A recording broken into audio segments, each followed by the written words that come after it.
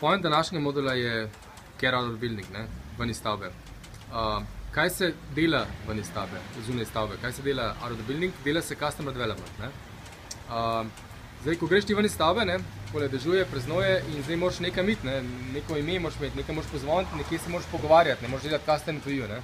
In če nimaš preparation, če nimaš connectionov, je brez veze, greš ven, si moka, neč nasežeš, greš nazaj noter. Ne? Se pravi, moraš imeti network, moraš imeti naslove, moraš imeti odprta vrata ljudi, ki te bojo poslušali. Ne? In mi smo delali na tem, na pripravi, predno se bo šlo out of the building. Ne? Priprava je pa seveda network, ne? Plus kako se pride do teh ljudi. Ne? In danes smo šli tako, najprej smo rekli, čisto za začetek se bomo med sabo vsi spoznali, zato da bomo imeli dostop do svojih networkov. Ne? Se pravi, nas je bilo v sobi tam cirka 30, ne? In sem hotel najprej, da se vsi med sabo spoznamo. Smo odprli dokument, smo dali imena, maile, direktne LinkedIn linke in vsi so se mogli med sabo povezati. To je za začetek. Ne? Pa smo pa rekli, ok, ne? Zdaj pa vzamemo eno firmo, en projekt, en startup, rečemo, kje se boste vi največ naučili, kdo so vaše potencialne stranke, kam boste šli vi delati customer discovery interview, ne? Customer development.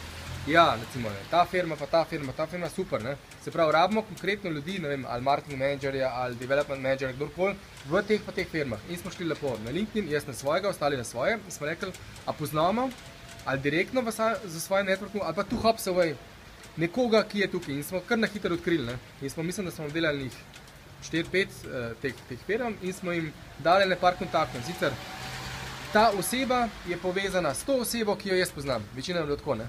In zdaj bojo šli oni v akcijo, ne? Imamo nekaj teh ljudi zdaj in zdaj se bo naredil out of the building, ne? Se pravi, najprej navezava, warm link in potem se bo zgodil sestanek ali pa conf call.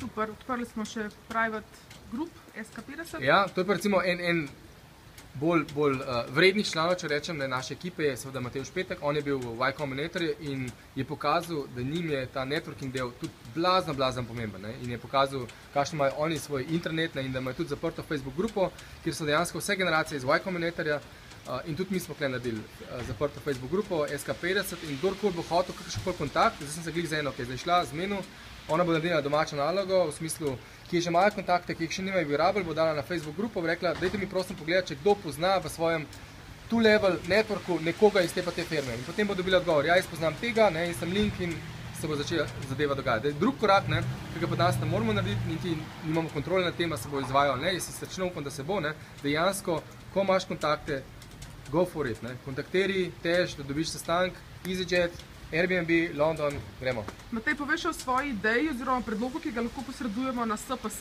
da bi v bistvu del... The best. No, v glavnem,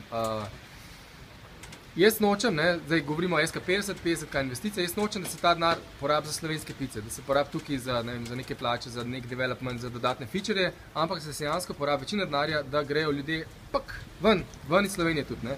In jaz bi drugo leto predlagam SPS-u, da se del tega 50k-ja, ker v voucherih za Airbnb, ali pač neko hotelsko verigo se vsem, ki se lahko naučijo samo izven Slovenije, in v voucherih za EasyJet ali pa Adrio, če hoče. Ne. Se pravi, ven mora iti, ne, da ta denar porabijo, ko grejo ven. Zdaj ne ven žurati, ampak ven na sestanke, ki jih dobijo na tak način, ki smo danes imeli vajo.